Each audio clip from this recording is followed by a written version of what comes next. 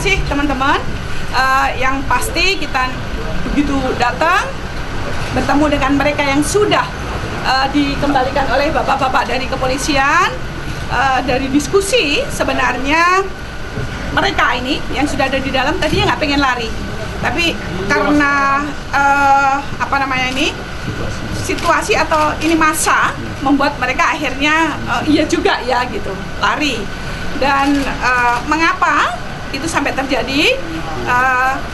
Berapa orang yang menurut bapak-bapak dari kepolisian akan dilakukan pendalaman motif larinya, kemudian siapa yang menjadi aktornya, mengapa.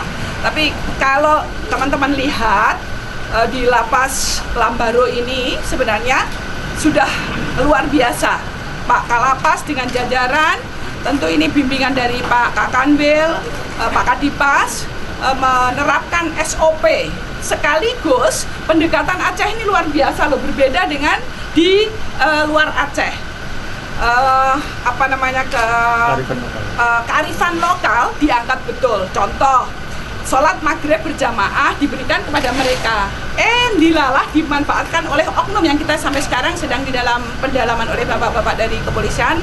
Berterima kasih kami kepada Pak Kapolda dengan jajaran, utamanya Pak Kapolres dengan teman-teman dari kepolisian yang dengan cepat membantu kami.